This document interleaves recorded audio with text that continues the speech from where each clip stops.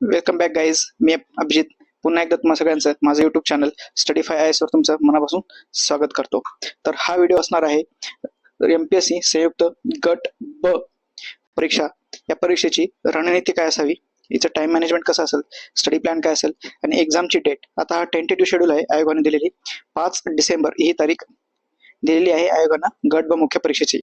तर याच्यामध्ये आपण इतिहास, भूगोल, राज्यशास्त्र, अर्थशास्त्र, सामान्य विज्ञान, चालू घडामोडी तसेच सायन्स आणि टेक्नॉलॉजी ज्याच्यामध्ये आपण इन्फॉर्मेशन कम्युनिकेशन टेक्नॉलॉजी आहे, रिमोट सेन्सिंग, ड्रोन वगैरे, तर ते आपण बघणार आहोत. सोबतच या व्हिडिओमध्ये मी तुम्हाला मेन्स एनरिचमेंट प्रोग्राम हा जो प्रोग्राम इथे दिसत आहे मेन्स एनरिचमेंट प्रोग्राम याच्याबद्दल सुद्धा माहिती सांगणार आहे. तर तुम्ही हा व्हिडिओ शेवटपर्यंत बघा. हा व्हिडिओ तुम्हाला आवडला असेल तर याला लाईक करा, आपल्या मित्रांसोबत शेअर करा, कमेंट करा आणि चॅनलला सबस्क्राईब करायला विसरू नका. तर या सिलेबसमध्ये आपण पहिल्यांदा याची ऑफिशियल डेट बघूया. ऑफिशियल नोटिफिकेशन मध्ये डेट काय दिलेली आहे तर आपण इथे ठेवलेलीच आहे डेट की 5 डिसेंबर ही तारीख असणार आहे. तर आपण आता सगळ्यात पहिले टाइम टेबल बघूया आयोगाचा. हा आयोगाचा अधिकृत टाइम टेबल आहे बघा, महाराष्ट्र लोकसेवा आयोगाने दिलेला 2026 साठीचा हा टाइम टेबल आहे. पण हा अंदाजित वेळापत्रक आहे, तर याच्यामध्ये कदाचित पुढे जाऊन बदल होऊ शकतो, पण आतापर्यंत तरी हा टाइम टेबल फॉलो झालेला आहे. तर सगळ्यात शेवटी आपण ऑलरेडी इथे हायलाइट करून ठेवलेला आहे, तर तुम्हाला दिसत असेल. तर 9 नंबरचा हा पॉईंट आहे इथे. याच्यामध्ये 9:1 ला होती गट ब ची जी अराजपत्रित संयुक्त पूर्व परीक्षा 2026 ची तिची तारीख होती 14 जून, जी ऑलरेडी कंडक्ट झालेली आहे. आता तिचा रिझल्ट अंदाजित निकालाचा महिना दिलेला आहे त्यांनी, तर ऑक्टोबर 2026 मध्ये.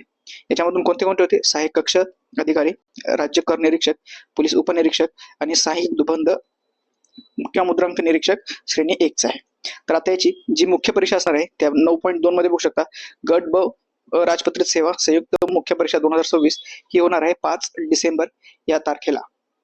5 डिसेंबर या तारखेला आणि अंदाजित निकालाचा महिना आहे तिचा एप्रिल 2027. हे पण MCQ या टाइप मध्येच असणार आहे. MCQ मल्टिपल चॉईस क्वेश्चन्स असणार आहेत.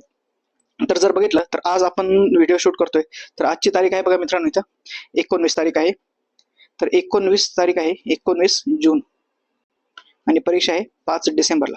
जर आपण टाइम गॅप बघितला तर आपल्याकडे जवळपास 168 दिवस आहेत. 168 डेज आपल्याकडे अभ्यासासाठी आहेत. तर याला काय करत मी 160 + 8 यामध्ये डिवाइड करून ठेवा, कारण हे जे 8 दिवस आहेत ना, हे कुठलेही इमर्जन्सी, तात्काळ तब्येत खराब झाली किंवा एखाद्या दिवस कुठलाही अभ्यास नाही झालाय, टेस्ट सिरीज देऊन आलो, तर अशा टाइमसाठी हे 8 दिवस तुम्ही सतत काढा. तर आता आपल्याकडे कंप्लीट 160 दिवस राहतात. तर या 160 दिवसाचं एकदम व्यवस्थित मॅनेजमेंट हे तुमच्याकडे असलं गरजेचं आहे. अदरवाईज एवढा मोठा जो टाइम भेटला आपल्याला जून पासून ते डिसेंबर पर्यंतचा, नाहीतर मग तो सगळा म्हणजे वेस्ट होईल जर आपण 160 दिवस व्यवस्थित केले नाहीत तर. तर आता आपण हे परीक्षेच्या तारखा बघितल्या, किती दिवस आहेत हे सुद्धा आपण याच्यामध्ये व्यवस्थित बघितलेलं आहे. याचं मॅनेजमेंट कसं करायचं ते पण आपण पाहूया या व्हिडिओच्या शेवटच्या मध्ये. तर आता आपण जो गट बचा जो मुख्यचा सिलेबस आहे, अधिकृत सिलेबस आयोगाच्या वेबसाईटवर दिलेला, तर आपण तो पहिले पाहूया. तर हा गट बचा मुख्यचा सिलेबस आहे इथे. ग्रुप बी चा मेन्सचा सिलेबस दिलेला आहे, मेन्स सर्व्हिस एक्झामिनेशनचे सिलेबस. तर आपण प्रश्नपत्रिकाची संख्या किती असणार आहे तर 2 असतील. पेपर 1 साठी 200 गुण, पेपर 2 साठी 200 गुण, तर एकूण असे ही 400 गुणांची परीक्षा आहे. आता याच्यामध्ये शारीरिक चाचणी ही PSI साठी आहे, तिला 100 गुण आणि मुलाखतीला 40 गुण हे असणार आहेत. आता हे फक्त PSI साठी दिलेलं आहे. पोलीस उपनिरीक्षक, केवळ पोलीस उपनिरीक्षक या पदाकरिता. आता एक नवीन नोटिफिकेशन आलं होतं ज्याच्यामधून गट म्हणजे अराजपत्रित जेवढे आहेत त्याची मुलाखत काढून टाकणार आहेत. आता ते या परीक्षेला लागू होईल की नाही हे आपण यथावकाश बघूया पुढच्या लेक्चरमध्ये. तर आता आपण इथे बघूया प्रश्न क्रमांक, पेपर क्रमांक 1 आहे, त्या सांकेतिक कोड 162. आता हा छापून येतो मित्रांनो परीक्षेमध्ये, आणि पेपर 2 चा 163. मराठीसाठी 50 प्रश्न संख्या, गुण 100, म्हणजे एक प्रश्न 2 मार्काला असेल. सेम तसंच प्रश्न संख्या 1 गुणिले 2 घ्या तर 100 गुण होतात. दर्जा मराठीचा हा 12वी आहे, तर इंग्रजीचा हा 5वी आहे. हे काळजीपूर्वक बघा मित्रांनो. तर इंग्रजीचा दर्जा हा थोडा हायर ठेवलेला आहे त्याने. माध्यम मराठीचा मराठीच असेल, इंग्रजीचं इंग्रजीच असणार आहे. आणि वेळ किती असणार आहे तर टोटल 1 तास हा वेळ असणार आहे. म्हणजे सेम 100 प्रश्न 1 तास, 1 आवर हे असणार आहे. MCQ टाइप मध्ये असणार आहे. पेपर 2 याच्यामध्ये सामान्य अध्ययन आणि बुद्धिमत्ता चाचणी, म्हणजे याच्यामध्ये तुमचं GS प्लस मॅथ असणार आहे. 100 प्रश्न अगेन गुणिले 2 मार्कासाठी, 200 मार्कासाठी. दर्जा असेल पदवीचा. हे पेपर जो आहे ना तो मराठी आणि इंग्रजी या दोन्ही भाषांमधून असेल, आणि याच्यासाठी पण वेळ आहे तो 1 तासच आहे, आणि हा पण MCQच असणार आहे. तर म्हणजे तुम्हाला 100 क्वेश्चन्स एका तासामध्ये तसे असे 2 पेपर द्यायचे आहेत. प्रत्येक प्रश्नाला 2 गुण आहेत. 50 प्रश्न मराठीचे, त्याचे गुण 100, म्हणजे 2 गुणासाठी 1 प्रश्न. सेम तसंच इंग्रजी 50 प्रश्न, 2 गुणासाठी 100 प्रश्न. पण इथे एक गोष्ट लक्षात घ्या मित्रांनो, जो मराठीचा दर्जा आहे तो 12वी आहे, पण जो इंग्रजीचा दर्जा आहे तो पदवी आहे. तर इथं तुमचे थोडीफार म्हणजे अडचण होऊ शकते. जे पहिल्यांदा मेन्स वगैरे एलिजिबल झाले, याच्या अगोदर ज्यांनी मेन्स दिली त्यांना हा पॅटर्न माहीत असेल. आणि जो जीएसचा दर्जा आहे तो आहे पदवी. आता इथे त्यांनी नकारात्मक गुण पद्धती सुद्धा दिलेली आहे, म्हणजे प्रत्येक चुकीच्या उत्तराकरिता 25% किंवा 1/4 एवढे गुण एकूण गुणांमधून वजा केले जातील. तर म्हणजे 1/4 निगेटिव्हिटी आपल्याला इथे दिलेली आहे. एखाद्या प्रश्नाचे उत्तर अनुत्तर असेल तर त्याला हा पॉईंट विचारायचा. जर तुम्ही कुठला एखादा प्रश्न सॉल्व्ह केला नाही तर त्याला ही पद्धत लागू असणार नाही. म्हणजे तुम्ही समजा उदाहरणार्थ 100 प्रश्न होते, 98 प्रश्न सोडले, 2 प्रश्न सोडले नाही, तर त्या 2 प्रश्नांना तुम्हाला निगेटिव्ह मार्किंग नसणार आहे. तर एवढं लक्षात ठेवा तुम्ही, बरोबर. उदाहरणार्थ सांगते मी. आता पुढे अभ्यासक्रम. आता हे झालं फक्त परीक्षा पद्धती, मार्कांचं विभाजन, दर्जा, त्याचे लेवल, त्याचे गुण, त्याचा दर्जा, त्याचे माध्यम, परीक्षेचा कालावधी आणि परीक्षेचे स्वरूप, याच्याबद्दल आपण आता माहिती बघितलेली आहे. आणि हे आयोगाचे अधिकृत PDF आहे. पुढचा आहे आता अभ्यासक्रम. आता आपण याला थोडंसं व्यवस्थेमध्ये पाहूया. पहिला आहे पेपर क्रमांक 1, ज्याच्यामध्ये मराठी, इंग्रजी या विषयांमध्ये खालील घटक किंवा उपघटकांचा समावेश केलेला आहे. तर मराठी आणि इंग्रजीचा सिलेबस एक्झॅक्टली सेम आहे. मराठीचा मराठीमध्ये दिलाय आणि इंग्लिशचा इंग्लिशमध्ये दिलाय. तर इथं काय दिलेलं आहे, सर्वसामान्य शब्द संग्रह आहे, त्याच्यानंतर वाक्यरचना आहे, त्याच्यानंतर व्याकरण, म्हणी व वाक्प्रचार यांचा अर्थ आणि उपयोग. म्हणजे म्हणी करायच्या, तुम्हाला वाक्प्रचार करायचा, त्यांचा अर्थ माहित असणं गरजेचं आहे आणि त्यांचा वाक्यामध्ये उपयोग करणं हे सुद्धा गरजेचं आहे. तसेच एक उतारा येईल तुम्हाला, ते उतार्यावरचे प्रश्न सेम इंग्लिशमध्ये त्यांनी ट्रान्सलेट केले. कॉमन व्होकॅब्युलरी पाहिजे तुमच्याकडे, कॉमन व्होकॅब्युलरी पार्ट पाहिजे तुम्हाला. सेंटेन्स स्ट्रक्चर तेच वाक्यरचना, त्याच्यानंतर ग्रामर म्हणजेच व्याकरण, use of idiom and phrases म्हणजेच म्हणी आणि त्यांचे अर्थ माहित असले पाहिजे, देअर मिनिंग्स आणि कॉम्प्रिहेन्शन ऑफ पॅसेज. परत एक उतारा. म्हणजे जो पॅटर्न इंग्रजीसाठी आहे तोच पॅटर्न मराठीसाठी सुद्धा आहे.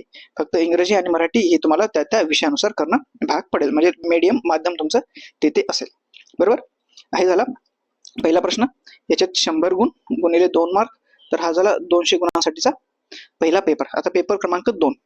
त्याच्यामध्ये काय, सामान्य क्षमता चाचणी या विषयामध्ये खालील उपघटकांचा किंवा घटकांचा समावेश असेल. तर याच्यामध्ये जवळपास 9 घटक आहेत मित्रांनो. तर आपण त्या आता पाहूया. पहिला घटक आहे तो म्हणजे सामान्य बुद्धिमापन व आकलन. याच्यामध्ये आपण कॉम्प्रिहेन्शन वगैरे म्हणू शकतो, अशा प्रकारचे प्रश्न येतात. जनरल मेंटल ॲबिलिटी, सामान्य बुद्धिमत्ता चाचणी, उमेदवार किती लवकर व अचूकपणे विचार करू शकतो हे आजमावण्यासाठी प्रश्न. उदाहरणार्थ नंबर सिरीज दिलेली असेल तर नंबर सिरीजचा पॅटर्न किती लवकर आपण समजून घेऊ शकतो. किंवा आपल्याला असा स्क्वेअर दिलेला असेल आणि इथे इथले नंबर, इथे नंबर, एक नंबर गायब आहे, तर अशा प्रकारचे प्रश्न येतात. तर हे याच्यासाठी आहे. त्याच्यानंतर चालू घडामोडी. आता चालू घडामोडीला आहे 3 स्तरावर डिवाइड केलेला आहे मित्रांनो. तर हे तुम्ही व्यवस्थित बघा. एक आहे, पहिला आहे म्हणजे तो जागतिक, त्याच्यानंतर महाराष्ट्रासह भारतातील, म्हणजे तुम्हाला वर्ल्ड करायचं आहे, जगाचं करंट अफेअर्स तुमच्याकडे माहित असणं गरजेचं आहे. त्याच्यानंतर इंडिया आणि प्लस महाराष्ट्र. तर या तिन्ही लेवलचं तुम्हाला चालू घडामोडी किंवा करंट अफेअर्स माहित असणं गरजेचं आहे. मग करंट अफेअर्स ते मल्टी लाईनर विचारतील, सिंपल 1 लाईनर विचारतील, मॅच द पेअरला विचारतील. मग याच्यामध्ये मग नियुक्त्या, अवॉर्ड्स, त्याच्यानंतर पदव्या कोणाला दिलेल्या आहेत ते येऊ शकतात, कोणाची नियुक्ती झालेली आहे, पुस्तक विचारू शकतात जोड्या लावण्यासाठी, किंवा एखादी योजना वगैरे असेल. आता हे बघा, योजनाचा जो पार्ट आहे ना, डेव्हलपमेंट वाला पार्ट, इन्फ्रास्ट्रक्चर वगैरे, तो करंट मध्ये एखादे पूल कुठे झाला, कोणत्या नदीवर आहे, असं पण येऊ शकतं करंट अफेअर्सच्या स्वरूपात. किंवा मग ते भूगोलमध्ये पण येईल, किंवा मग ते अर्थशास्त्रात पण येईल. तर त्याच्यासाठी तुम्हाला त्या म्हणजे GS ला आपण करंट अफेअर्स सोबत लिंक करणं हे खूप महत्वाचं असणार आहे. म्हणजे माझी एक थीम आहे GS थ्रू करंट अफेअर्स. म्हणजे काय, आपल्याला GS कव्हर करायचं आहे, पण कसं करायचंय, तर करंट अफेअर्स मध्ये काय काय होतं. उदाहरणार्थ करंट अफेअर्स मध्ये आता समजा व्हीप आहे, पॉलिटिकल पार्टीज व्हीप वगैरे काढतात. तर व्हीप काय असतो, व्हीपचे प्रकार काय आहेत, व्हीपचं कार्यक्षेत्र किती आहे, आणि व्हीपचा म्हणजे घटनेमध्ये कुठे उल्लेख आहे का. तर अशा प्रकारे तुम्हाला हे करून ठेवणं भाग आहे. जेव्हा मल्टीलाईन प्रश्न येईल एखाद्या व्हीपवर, कारण याच्या अगोदर पण व्हीपवर प्रश्न विचारलेला आहे. तर व्हीप काय असतो, व्हीपचे कार्य काय आहेत, व्हीपला घटनेमध्ये कुठे स्थान आहे का, व्हीपसाठी कुठला विशिष्ट कायदा केला आहे का भारतीय संसदेने, तर हे तुम्हाला माहित असणं गरजेचं आहे. तर अशा प्रकारे करंट मध्ये काय आहे त्याला धरून आपण GS करणार आहोत, जेणेकरून आयोगाचा जो बदलता ट्रेंड आहे ना, तो आपल्याला परीक्षेमध्ये फायदेशीर ठरू शकतो. त्या ट्रेंडला अनुसरून आपण जो मेन्स एनरिचमेंट प्रोग्राम मी तुम्हाला इथे म्हणलं होतं, या मेन्स एनरिचमेंट प्रोग्राम याचं तेच फीचर असणार आहे की जीएस थ्रू करंट अफेअर्स आपल्याला करायचं आहे. जे ज्या गोष्टी करंट अफेअर्स मध्ये आहेत, आता मी फॉर एक्झाम्पल व्हीप सांगितलेलं आहे. आता उदाहरणार्थ आपले पीएम आहे, जे पीएम मोदी हे G7 या देशांच्या समिटमध्ये सहभागी झाले होते. तर G7 म्हणजे काय? G7 चे सदस्य कुठले कुठले आहेत? G7 ची स्थापना कधी झाली होती? G7 चा भारत सदस्य आहे का? सदस्य आहे तर मग कधी झाला होता, किंवा सदस्य आहे की नाही? पहिलं हेच. आपण तर G7 चे सदस्य नाही आहोत. G7 चे 7 सदस्य आहेत. तर मोदी हे ऍज अ पाहुणे ऑब्झर्वर म्हणून तिथे गेले होते. तर मग आपल्याला G7 माहित पाहिजे, सोबतच आपल्याला G20 माहित पाहिजे ते, ठीक नाही? त्याच्यानंतर G5 पण एक आहे. G5 काय आहे ते पण माहित पाहिजे ते. त्याच्यानंतर ग्लोबल साऊथ म्हणून एक गोष्ट आहे. ग्लोबल साऊथ काय आहे हे पण माहित पाहिजे. याचं नेतृत्व भारत करतं जागतिक स्तरावर. तर आपल्याला ह्या करंट अफेअर्सच्या गोष्टी जागतिक तसेच महाराष्ट्रासह भारतात माहित पाहिजे. तर हे झालं अभ्यास क्रमांकला पेपर क्रमांक 2 मधले दुसरा पॉईंट. त्याच्यानंतर तिसरा आहे सॉरी मित्रांनो, अंकगणित व सांख्यिकी. याच्यामध्ये मग आपल्याला मॅथमॅटिक्स, मॅथ्स वगैरे हा पोर्शन विचारला जातो.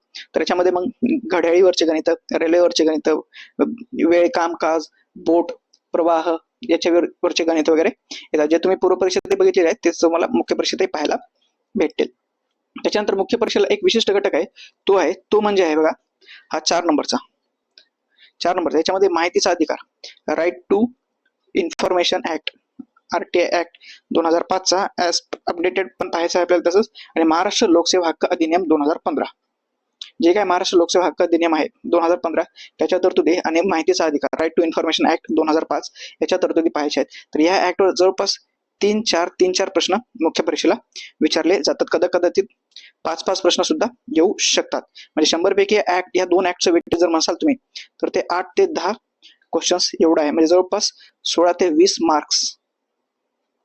तर या ऍक्टचं वेटेज खूप जास्त आहे, कारण मेन्ससाठी आपल्याला एक मार्क ओढून आणणं गरजेचं आहे. कारण मुलांना पहिला पेपर जो आहे ना लँग्वेजचा हा वाला, याच्यामध्ये खूप सारे मार्क पडतात. जवळपास 80-85 पर्यंत मार्क मुलं चालेल. काही मुलं 90+ पर्यंत मार्क घेतात 100 पैकी. म्हणजे सर क्वेश्चन सांगतोय तर मार्क्स याचे ट्वाईस होतील. त्याच्यामध्ये 170, 180 असे मार्क्स पडू शकतात. पुढचा घटक आहे तो म्हणजे 5वा. याच्यामध्ये भारतीय संघ राज्य व्यवस्था, भारतीय राज्यघटना, स्थानिक स्वराज्य शासन संस्था, कार्यकारी मंडळ, न्यायमंडळ आणि विधिमंडळ इत्यादी. आता याला खाली एक्सप्लेन करून सांगितलं. म्हणजे हा आपला इंडियन पॉलिटी, भारतीय राज्य व्यवस्था आहे ना, तो भारतीय राज्य व्यवस्था. तर याच्या हा 5वा घटक त्याच्यामध्ये घटना कशी निर्माण झाली, घटनेच्या प्रस्तावनेमागची भूमिका. म्हणजे याच्यामध्ये घटना निर्मिती, आपली प्रस्तावनेच्या मागची भूमिका, म्हणजे आपली जी प्रस्तावना आहे, प्रिएम्बल आहे ते, त्याच्यानंतर घटनेची महत्वाची कलमे. आता कलमांवर प्रश्न विचारलेलाच होता. जसं की या विधानसभेवर यावेळेस 170 कलम 170 आर्टिकल 170 विचारला होता. राज्यसभेला 148 विचारला होता. कशासोबत आहे ते? कॅगच्या संदर्भात आहे. त्याच्यानंतर 200 असे वेगवेगळे कलम विचारते. 201 कशा संदर्भात होते. आणि मॅच द पेअरला आलं होतं बघा, त्याच्यामध्ये केंद्र आणि राज्याचे कार्य विभागणी झालेली होती. म्हणजे केंद्र राज्य संबंध याच्यावर जोड्या लावायला पूर्व परीक्षेलाच प्रश्न होता, जर तुम्ही नीट व्यवस्थित पेपरचं क्वेश्चन अनालाइज केले असतील तर. त्याच्यानंतर निधर्मी राज्य म्हणजेच सेक्युलरिझम काय आहे, त्याच्यानंतर मूलभूत हक्क, कर्तव्य आणि सोबत राज्य मार्गदर्शक धोरणाचे मार्गदर्शक तत्वे. तर यावेळेस विचारलं होतं कोणते मार्गदर्शक धोरण तत्व नाही, तर त्याच्यामध्ये होतं विनाशस्त्र एकत्र जमणे, हे त्याचं उत्तर होतं. ते आहे मूलभूत हक्कामध्ये. तर अशा प्रकारचे प्रश्न आहेत. त्याच्यानंतर हा युनिफॉर्म सिव्हिल कोड बघायचा आहे. समान नागरी कायदा कोणत्या राज्यात लागू आहे ते तुम्ही मला कमेंट मध्ये सांगा. गोव्यामध्ये तर स्वातंत्र्याच्या पूर्वीच लागू होता गोव्यामध्ये. त्याच्यानंतर पहिलं राज्य उत्तराखंड आणि दुसरं राज्य आता गुजरात होणार आहे. तर हे लागू करणार आहे. त्याच्यानंतर स्वतंत्र न्यायपालिका, सुप्रीम कोर्ट, त्याच्या खाली हायकोर्ट आणि त्याच्या खाली लोअर ज्युडिशरी म्हणजे सर्वोच्च न्यायालय, उच्च न्यायालय आणि कनिष्ठ न्यायपालिका. त्याच्यानंतर राज्यपाल, मुख्यमंत्री व मंत्रिमंडळ, त्यांची कर्तव्य, कार्य वगैरे सर्व आपल्याला याच्यामध्ये पाहायचं आहे. भाग आता 6वा युनिट काय आहे, आधुनिक भारताचा विशेषतः महाराष्ट्राचा इतिहास. त्याच्यामध्ये हा इतिहास, याच्यामध्ये काय सामाजिक व आर्थिक जागृती आपल्याला हे बघायचं आहे. सामाजिक आणि आर्थिक जागृती बघायची 1885 पासून ते 1947. म्हणजे 1885 कधी आहे इंडियन नॅशनल काँग्रेसची स्थापना, 1947 म्हणजे इंडियन इंडिपेंडन्स, IID लिहूया आपण. इंडियन इंडिपेंडन्स म्हणजे भारतीय स्वातंत्र्यापर्यंतचा आपल्याला हा सामाजिक आर्थिक जागृती बघायची आहे. सोबतच महत्वाच्या व्यक्तीचे कार्य, जसं की यावेळेस आचार्य बाळशास्त्री जांभेकरांना प्रश्न विचारला होता व्यक्तिविशेष मध्ये. त्याच्यानंतर समाज सुधारकांचे कार्य बघायचे आहे. स्वातंत्र्यपूर्व भारतातील सामाजिक जागृतीतील वर्तमानपत्रे जोडायला विचारतात बघा मित्रांनो. दरवर्षी एक ना एक प्रश्न असतो. प्रिलिम्स किंवा मेन्सला वर्तमानपत्रांवर एक प्रश्न असतो. त्याच्यानंतर शिक्षणाचा काय परिणाम झाला, प्रबोधन म्हणजे काय, प्रबोधनाची सुरुवात होत गेली, मग त्याच्यातून हळूहळू समाज सुधारणा होत गेली. 11वीच्या पुस्तकामध्ये तो धडा आहे बघा, त्याच्यामध्ये बऱ्यापैकी व्यवस्थित पद्धतीने सांगितलेला आहे. त्याच्यानंतर स्वातंत्र्यपूर्व काळातील इतर समकालीन चळवळी. आता इतर समकालीन चळवळी कोणती, एक आहे ती महिलांची महिलांची चळवळ, त्याच्यानंतर दलित चळवळ, त्याच्यानंतर शेतकरी चळवळ, त्याच्यानंतर कामगार चळवळ.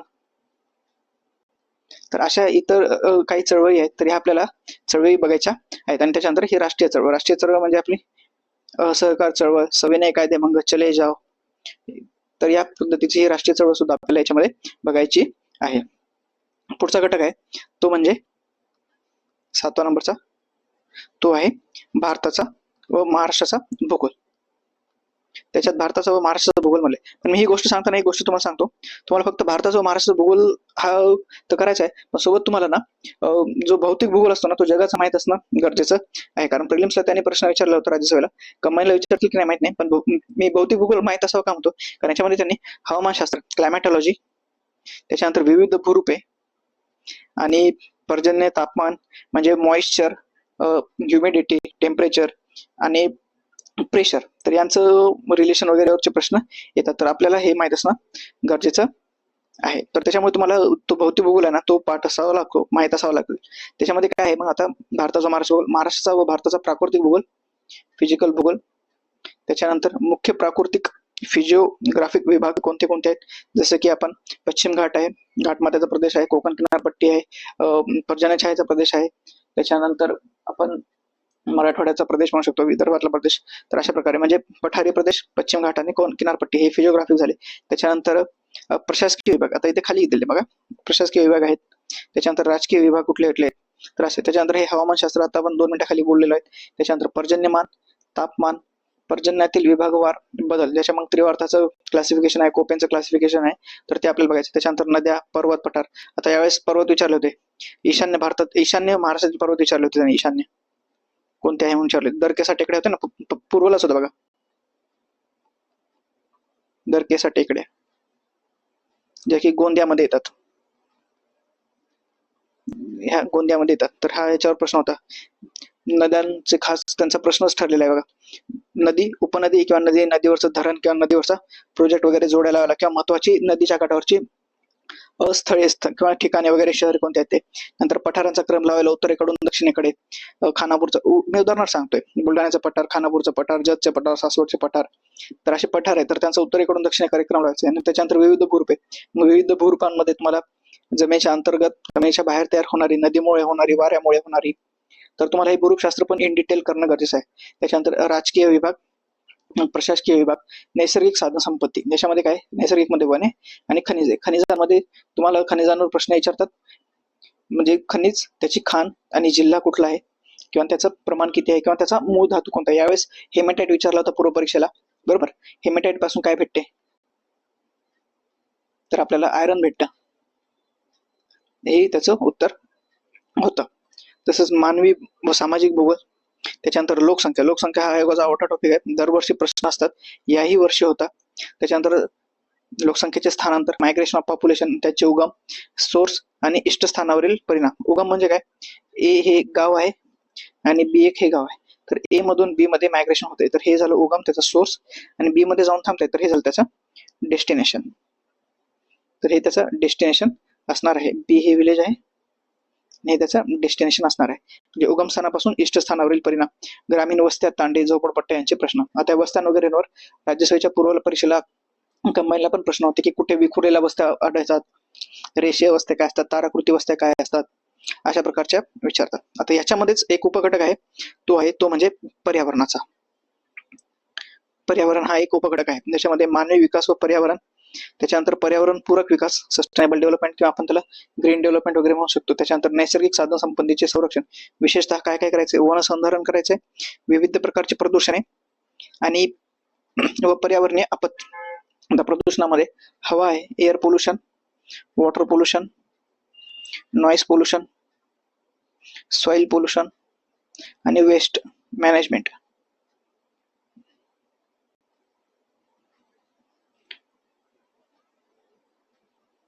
वेस्ट मॅनेजमेंट, तर लक्षात ठेवा सॉलिड वेस्ट मॅनेजमेंट वगैरे घन कचरा वगैरेचं व्यवस्थापन वगैरे बघणं गरजेचं आहे. त्याच्यानंतर पर्यावरणीय आपत्ती, आता आपत्तीमध्ये आपण भूकंप बघू शकतो, सुनामी आहे, हीट वेव्ह, आता उन्हाळ्यामध्ये हीट वेव्ह चालू असतात, उष्माघातामुळे बळी पण जातात बघा, तर ते तो आहे. त्याच्यानंतर अतिवृष्टी आहे, चक्रीवादळ आहे, तर हे पर्यावरणीय आपत्ती पण बघायचे आहेत. त्याच्यानंतर पर्यावरण संसाधनात कार्यरत असलेले राज्य आणि राष्ट्र व जागतिक पातळीवर संघटना, ज्याच्यामध्ये आता IUCN आहे, त्याच्यानंतर युनायटेड नेशन्स काम करते, त्याच्यानंतर वर्ल्ड वाईल्ड फोरम आहे. तर अशा वेगवेगळ्या संस्था आहेत ज्या जागतिक, राष्ट्रीय आणि याच्यावर पातळीवर काम करत असतात. पुढचा घटक आहे सामान्य विज्ञान व तंत्रज्ञान. आता इथे तंत्रज्ञानाचा भाग ऍड होतो. पूर्व परीक्षेला फक्त सामान्य विज्ञान होतं, तर इथे आता सामान्य विज्ञान प्लस तंत्रज्ञान असणार नाही. सामान्य विज्ञानामध्ये काय, एक भौतिकशास्त्र ज्याला आपण फिजिक्स म्हणतो, दुसरा आहे रसायनशास्त्र केमिस्ट्री, तिसरा आहे प्राणीशास्त्र झुलॉजी, चौथा आहे वनस्पतीशास्त्र ज्याला बॉटनी म्हणतो, तिसरा आणि चौथा झुलॉजी प्लस बॉटनी या दोघांना मिळून आपण म्हणतो बायोलॉजी. तर हा बायोलॉजीचा घटक आहे.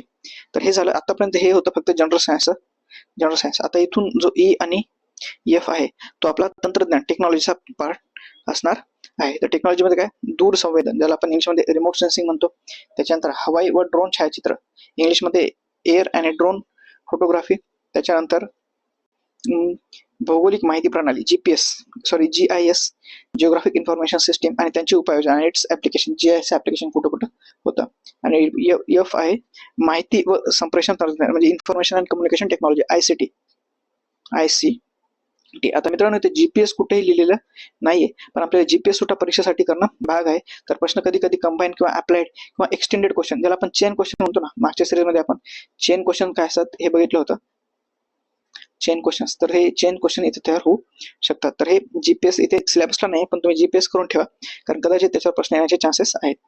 तर आता हे शेवटचं युनिट आहे GS पेपर 2चं 9, त्याच्यामध्ये आपण अर्थशास्त्र या विषयाची माहिती बघणार आहोत. तर आता अर्थशास्त्र विषय असणार आहे, त्याच्यामध्ये अर्थव्यवस्था, नियोजन, विकास विषयक अर्थशास्त्र तर दिलेलं आहे. याच्यात 2 युनिट आहेत. पहिला आहे समग्रलक्षी आणि भारतीय. समग्रलक्षी म्हणजे मॅक्रो इकॉनॉमिक्स आपल्याला समग्रलक्षी अर्थशास्त्र म्हणजे काय बघायचं आहे, वृद्धी आणि विकास बघायचा आहे, या दोघांमध्ये कुठला संबंध आहे, कशा प्रकारे या दोन गोष्टी एकमेकांना पूरक आहेत, तर ते बघायचं आहे. त्याच्यानंतर सार्वजनिक वित्त म्हणजे काय याचा एक जनरल व्ह्यूज आपल्याला घ्यायचा आहे. त्याच्यानंतर आंतरराष्ट्रीय व्यापार आणि आंतरराष्ट्रीय भांडवल काय असतं हे सुद्धा आपल्याला बघायचं आहे. तर हे झालं युनिट 1 मध्ये ह्या 4 गोष्टी आहे.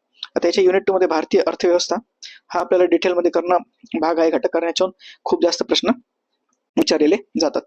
याच्यामध्ये भारतीय अर्थव्यवस्थेची आव्हाने व आर्थिक सुधारणा. आता सुधारणामध्ये एक आहे ती आहे बँकिंग सुधारणा, त्याच्यानंतर आहे वित्तीय सुधारणा, त्याच्यानंतर शेती संबंधित सुधारणा, तर अशा वेगवेगळ्या आर्थिक सुधारणा. त्याच्यानंतर इंडस्ट्रियल औद्योगिक धोरण किंवा औद्योगिक सुधारणा, तर अशा खूप साऱ्या सुधारणा आहेत, तर त्या आपल्याला सुधारणा बघणं भाग आहे. त्याच्यानंतर भारतीय शेती आणि ग्रामीण विकास म्हणजे शेती समोरील आव्हाने, तेच शेतीमध्ये कुठली आव्हाने आहेत, कुठले त्याला सोल्युशन्स आहेत, सोल्युशन्स काय आहेत ते बघायचे. त्याच्यानंतर ग्रामीण विकास म्हणजे काय, ग्रामीण विकासावर परिणाम करणारे घटक कोणते आहेत, त्याच्यासाठी कोणत्या योजना स्कीम्स वगैरे आहेत ते बघणं सुद्धा गरजेचं आहे. त्याच्यानंतर सहकारची समृद्धी, सरकारचे धोरणच आहे बघा मित्रांनो. तर सहकार मंत्रालय स्थापन केलेलं आहे. सहकार विभाग कधी आला होता, त्याच्यावर राज्यसभेला प्रश्न होते, कंबाईनला प्रश्न आलेले आहेत, तर आपल्याला सहकार करणं गरजेचं आहे. त्याच्यानंतर मौद्रिक आणि वित्तीय क्षेत्र ज्याला आपण मॉनिटरी आणि फायनान्शियल एरियाज असं म्हणू शकतो. त्याच्यानंतर सार्वजनिक वित्त, पब्लिक फायनान्स, ज्याच्यामध्ये बजेट वगैरे सरकारचा याचा भाग अंतर्भूत आहे. सोबत वित्तीय संस्थांमध्ये खूप सारे आहेत. एक आता RBI ठेवूया आपण, म्हणजे ही बँकिंग मध्ये पण येते पण इकडे पण येते. त्याच्यानंतर CBI आहे, वेगवेगळ्या संस्था. त्याच्यानंतर नाबार्ड आहे, त्याच्यानंतर आपली PFRDA pension fund and regulatory development authority, जी पेन्शन वगैरेसाठी लोकांसाठी काम करते. तर अशा खूप साऱ्या संस्था आहेत, तर मी ते 2-4 इथं मेन्शन केलेल्या आहेत. PFRDA he pension fund regulatory and development authority of India वगैरे असं नाव आहे तिचं. त्याच्यानंतर उद्योग आणि सेवा क्षेत्र, याच्यामध्ये तुम्हाला औद्योगिक धोरण, त्याच्यानंतर सेवा क्षेत्राचा विकास, सेवा क्षेत्रामधले कुठले घटक येतात, याच्यामध्ये आपल्याला ब्रेन ड्रेन असते, म्हणजे काही तज्ञ लोक भारत सोडून जातात, तर ते का जातात, काय जातात, तर यांचा असा सगळा एकंदर विचार करणं गरजेचं आहे. सोबत त्याच्यानंतर एकच मिनिट, त्याच्यानंतर पुढचं युनिट आहे 2.7 पायाभूत सुविधा, ज्याला आपण बेसिक इन्फ्रास्ट्रक्चर वगैरे म्हणतो. याच्यामध्ये रोड, रस्ते, रेल्वे, जलवाहतूक, जलवाहतूक म्हणजे अंतर्गत बाहेरगत, त्याच्यानंतर हवाई वाहतूक.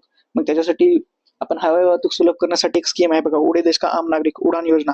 त्याच्यामध्ये टायर 2 आणि टायर 3च्या ज्या सिटी असतात त्यांना आपण हवाई मार्गाने जोडण्याचा प्रयत्न करतो. आता पायाभूत सुविधामध्ये आपण वंदे भारत ट्रेन आणलेली आहे, मेट्रो ट्रेन आणत आहोत इन्फ्रास्ट्रक्चरसाठी, अर्बन इन्फ्रास्ट्रक्चरसाठी. त्याच्यानंतर बुलेट ट्रेन्स आणणार आहोत. तर अशा प्रकारच्या विविध सुविधा. त्याच्यानंतर रेल्वेमध्ये होणारे अपडेट्स.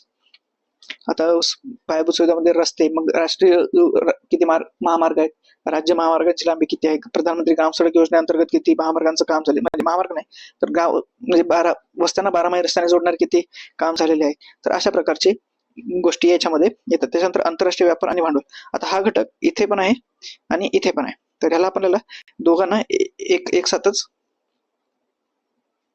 अभ्यास करणं आहे. आणि पॉईंट 2.9 हा थोडा विशेष आहे, तो म्हणजे महाराष्ट्राच्या अर्थव्यवस्थेविषयी होतो. याच्यामध्ये आपण परत महाराष्ट्राचं बजेट बघायचं आहे आपल्याला, महाराष्ट्राच्या बजेट्स, महाराष्ट्राच्या स्कीम हे बघणं गरजेचं आहे. परत मग महाराष्ट्र सरकारने कुठली संस्था असतील, इन्स्टिट्यूशन्स,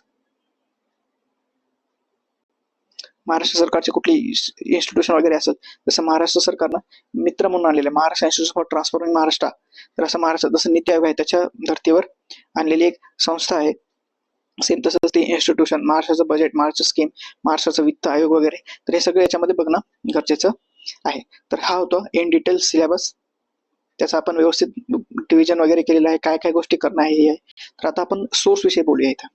तर हा तर झाला सिलेबस. तर आता सोर्स काय असेल, सोर्ससाठी मी तुम्हाला सांगेल स्टेट बोर्डची पुस्तकं,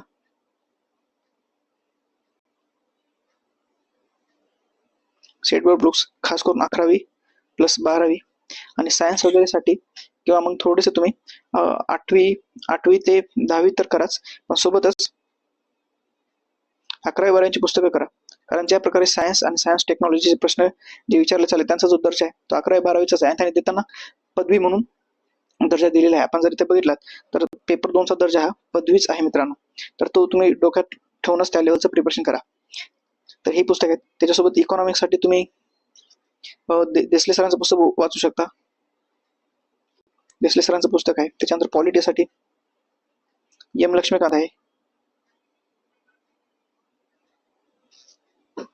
लक्ष्मीकांत आहे, सॉरी. जर तुम्हाला हे इंग्लिश खूप जास्त वाटत असेल तर मग कोळंबे सरांचं पुस्तक आहे, त्याच्यानंतर जिओग्राफीसाठी सौदी सरांचं पुस्तक आहे.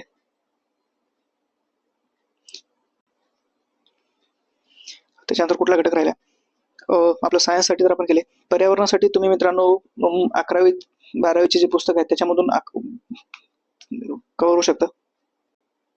यांचे डेडिकेटेड पुस्तक आहेत. 11वी प्लस 12वी सेपरेट एन्व्हायरमेंटची पुस्तक आहेत.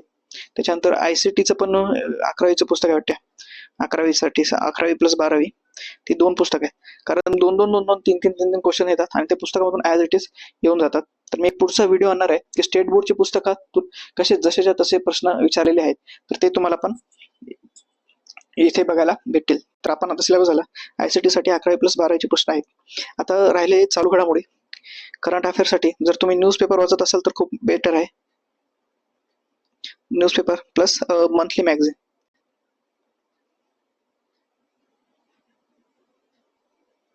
म्हणजे दर महिन्याला जे काही मासिक वगैरे येतात ते वाचा, प्लस न्यूजपेपर हा बेस्ट सोर्स असतो करंट अफेअरसाठी. सोबतच गव्हर्नमेंटच्या वेबसाईट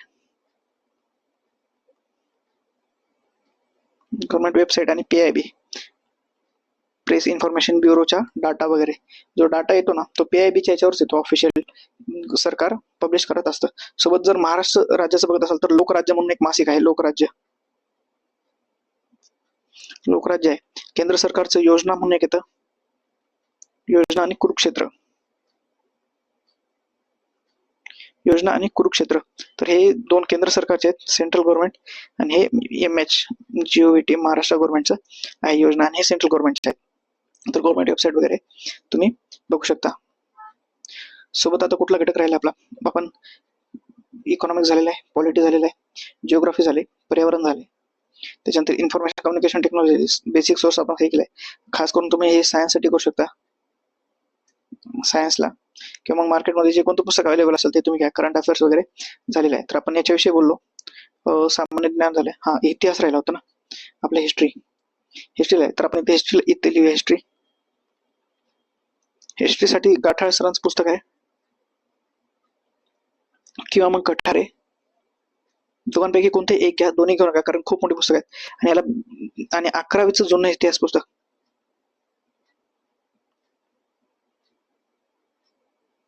हे पुस्तक तुमच्याकडे असणं म्हणजे असणं गरजेचंच आहे. हे पुस्तक खूप महत्वाचं आहे. हे पुस्तक तुमच्याकडे असलंच पाहिजे. 11वीचं जुनं इतिहासाचं पुस्तक गाठाळ सर किंवा कठाळे सरांमधून करा, किंवा मग तुम्ही जर समाधान महाजन सरांचं पुस्तक वाचत असाल तर त्याच्यातून बऱ्यापैकी कव्हर होतं. तर 2-3 म्हणजे हे पुस्तक तर तुम्हाला पाहिजेच पाहिजे. 11वीचं जुनं पुस्तक सोबत त्याला गाठाळ करा, किंवा कठाळे सर करा, किंवा मग समाधान महाजन सरांचं एक पुस्तक येतं, त्याच्यामधून तुम्ही करू शकता. तर इतिहास झालाय आपला. भूगोल झालेला आहे. आधुनिक भारताच्या राज्य व्यवस्थेसाठी आपण एम लक्ष्मण किंवा कोळंबे सरांचं पुस्तक बघितलेलं आहे. आता हे माहितीचे अधिकार आणि हक्क अधिनियम यांचे PDF वगैरे कोणते टेलिग्राम ग्रुपवर वगैरे भेटत असतील, कोणी नोट्स काढले असेल तर ते बघून घ्या, जेणेकरून तुमची मेहनत वाचेल. किंवा जर ऑफिशियल बुकलेट किंवा कोणी पुस्तक आणलं असेल याचं, एक छोटंसं पुस्तक घेऊन टाका 20-25 पानांचं. त्याच्यामधून ह्याच्यावरचे 8 ते 10 क्वेश्चन जे आपण बोललो होतो ते कव्हर होऊन जाईल. सामान्य बुद्धिमत्ता आणि आकलन हा आता मी तुमच्यावर सोडून देतोय, कारण गणित शिकवण्याची पद्धत कोणाची लवकर समजण्याची, कोणाची लवकर येत नाही, किंवा कोणाचं गणित स्ट्रॉंग असते, कोणाचं नसते, कोणी इंजिनिअरिंग बॅकग्राऊंड असेल, कोणाचं मॅथमॅटिक्स होतं 12वी पर्यंत किंवा ग्रॅज्युएशनला वगैरे BSc मॅथ्स स्टॅटिस्टिक्स केलं असेल, तर त्यांना तुलनेनं सोपं जाऊ शकतं. आता प्रश्न उरलाय पेपर 1 मराठी आणि इंग्रजीचा. आता याच्यासाठी मार्केटमध्ये खूप सारे कोचिंग क्लासेस आहेत, त्यांचं मटेरियल आहे, पुस्तक पण आहे. पण मी म्हणजे असं कोणत्याही कोचिंगचं प्रमोशन करत नाही. पण मला वाटतं महेश पाटील सरांचं इंग्लिश सगळ्यांना माहित आहे. महेश पाटील सरांचं पुस्तक आहे, त्यांचं झिरो एरर, एकच मिनिट, झिरो एरर नावाचं पुस्तक आहे त्यांचं. त्याच्यामध्ये PYQs त्यांनी डिस्कस केलेले आहेत. तर ते तुम्ही PYQ जरी केला तर तुमचा खूप सारा फायदा होऊ शकेल. सेम ते मराठीमध्ये पण, मराठीसाठी पण आहे वाटतं त्या सरांचं पुस्तक, तर ते तुम्ही घेऊ शकता आणि PYQचं अनालिसिस करून ठेवा. तर हा होता म्हणजे डिटेल सिलेबसमध्ये काय काय त्या गोष्टी. त्याच्यासाठी आपण सोर्सेस पण बघितलेत, परीक्षांच्या तारखा पण बघितलेल्या आहेत, दिवस किती आहेत 160. आता मॅनेजमेंट बद्दल बोलूया. आपल्याकडे टोटल दिवस आहेत 160 डेज. आपल्याकडे 2 पेपर आहेत, पेपर 1 आणि पेपर 2. याच्यामध्ये लँग्वेज आहे, याच्यामध्ये GS प्लस मॅथ. थोडं फास्ट वाचले तुम्ही, कारण आपण बऱ्याच वेळ झाले तीच गोष्ट बार बार रिपीट होऊ लागली तर मग ती तेवढी मजा नाही राहत त्याच्यामध्ये. तर आता 160 दिवसाला तुम्हाला विषय सब्जेक्ट याच्यामध्ये डिवाइड करा. तुम्हाला हा दररोज करणं आहे, दोन्ही विषय. म्हणजे आज लँग्वेज करतो, उद्या GS करतो असं नका करू, मग तो खंड पण चालला ना, सिलेबस कव्हर होत नाही. तर दिवसाला तुम्ही डिवाइड करा. हे 8 दिवस आहेत ना ते पुढचे, ते आपण हक्काचे राखून ठेवलेले आहे. जर एखादा घटक कुठला राहिला तर त्याला रॅपिड रिव्हिजन देण्यासाठी ठेवलंय. तर 160 दिवसामध्ये तुम्हाला हे करणं आहे. रोज लँग्वेजचा झालंच पाहिजे 2-2 तास तरी, म्हणजे 2 तास मराठी, 2 तास इंग्रजी. तर हे गेले 4 तास तुमचे. आता जवळपास तुम्ही दुसरे 8 तास धरून सुरू, म्हणजे दिवसातले 12 तास करू, तर 8 तासापैकी मॅथ्स वगैरे साठी पण 2 तास द्या. तर उरलेले 6 तास हे तुम्ही GS जनरल स्टडीज, ज्याच्यामध्ये इतिहास, भूगोल, पॉलिटी, अर्थशास्त्र वगैरे हे ते करायचे. तर या 6 तासामध्ये तुम्ही अगेन डिवाइड करू शकता 3-3 तास एक विषय, 1 सब्जेक्ट. 3-3 तास, 3 तास एक सब्जेक्ट, 3 तास एक सब्जेक्ट, अशा प्रकारे डिवाइड करू शकता. म्हणजे 4 तासात याच्यामध्ये तुमचं एक मराठी इंग्लिश, 2 तास मराठी, 2 तास रोज. त्याच्यानंतर 2 तास गणित प्रॅक्टिस वगैरे साठी टाइम लावून करायची, गणित सॉल्व्ह करायची. उरलेले 6 तासापैकी तुम्ही 3-3 तास करू शकता. आणि 160 दिवस आहेत तर त्यांना डिवाइड करून घ्या. पहिल्या 20 दिवसामध्ये जे सोपे जातात ते लवकर घ्या, किंवा जे सोपे जातात ते उशिरा ठेवा. जे थोडे अवघड जातात किंवा जे नवीन आहेत, जसं की माहिती हक्क अधिनियम, RTI चा ऍक्ट वगैरे, तर ते पहिले करून घ्या, कारण त्या गोष्टी आजपर्यंत आपण केलेल्या नसतात आणि त्या आठवायला पण वेळ लागतात. पण मग पॉलिटी, भूगोल, जिओग्राफी आहे, भूगोल आहे, अर्थशास्त्र आहे, किंवा सायन्स आणि टेक्नॉलॉजी मधला सायन्सचा जो पार्ट आहे, बेसिक सायन्स, जनरल सायन्स, ते आपण पूर्व परीक्षेला केलं असतं. पण जो टेक्नॉलॉजीवाला पार्ट आहे, information communication technology, drone, aerial photography, तर तो सुरुवातीला घ्या. तर म्हणजे असं पहिल्या 20 दिवसामध्ये मला हे करायचं, पुढच्या 20 दिवसामध्ये ते करायचंय. तर 20-20 दिवसाचे तुम्ही स्लॉट्स गेले तर तुमचे 8 स्लॉट्स तयार होतात. 20 20 दिवस गुणिले तुमचे 8 केला तर तुमचे 160 दिवस तयार होतात. म्हणजे पहिल्या 20 दिवसामध्ये मी GS चे 2 विषय घेतले, ते झाले. पुढच्या 20 दिवसामध्ये दुसरे 2 विषय, पुढच्या 2 दिवसात दुसरे 2 विषय. तर तुमची एक रिव्हिजन होते बघा. आपल्याला किती 6 घटक करायचे आहेत. सोबत आपलं मॅथ पण चालणार आहे आणि इंग्लिश पण चालणार आहे. मग परत मी असे याचे किती अजून एक 3 रिव्हिजन करू शकतो. परत 4थी, 5वी, 6वी आणि मग 7वी आणि 8वी टोटल 8 भेटत आहेत. तर आपल्याला ही पहिली, ही दुसरी, ही तिसरी झाली. मग 4थी, 5वी, 6वी, त्याच्यानंतर परत 7वी आणि 8वी. तर असे 6 ते 7 रिव्हिजन्स म्हणजे आपले कव्हर व्हायला पाहिजेत. तरच तुमचा जो सिलेबस आहे किंवा जो काठिण्य पातळी आयोगानं घेतलेली आहे तर ती कव्हर व्हायला मदत होईल. तुमचे जे काही डाऊट्स वगैरे असतील तर ते तुम्ही मला कमेंट बॉक्समध्ये विचारत चला. या चॅनलला लाईक करा मित्रांनो, तुमच्यासाठी रोज नवीन नवीन कंटेंट घेऊन येते. हे चॅनल आपल्या मित्रांसोबत ज्यांचा स्कोर चांगला येतो ते शेअर करा आणि या चॅनलला सबस्क्राईब करायला विसरू नका. जसे तुम्ही सबस्क्राईब कराल तर तुम्हाला नवीन नोटिफिकेशन आणि मी नवीन जो व्हिडिओ टाकेल तो तुम्हाला येऊन जाईल. तर या चॅनलला लाईक करा, सबस्क्राईब करा आणि शेअर करून ठेवा. आता आपण मेन्स एनरिचमेंट प्रोग्राम बद्दल थोडंसं बोलूया. आता मेन्स एनरिचमेंट प्रोग्राम नेमका आहे काय? तर या मेन्स एनरिचमेंट प्रोग्राम मध्ये येथे पान वाढून घेतो, एकच मिनिट.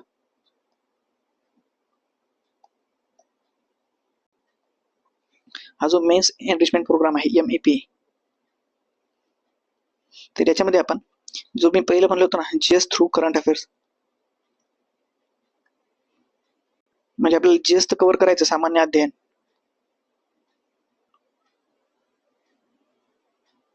पण चालू घडामोडीच्या माध्यमातून.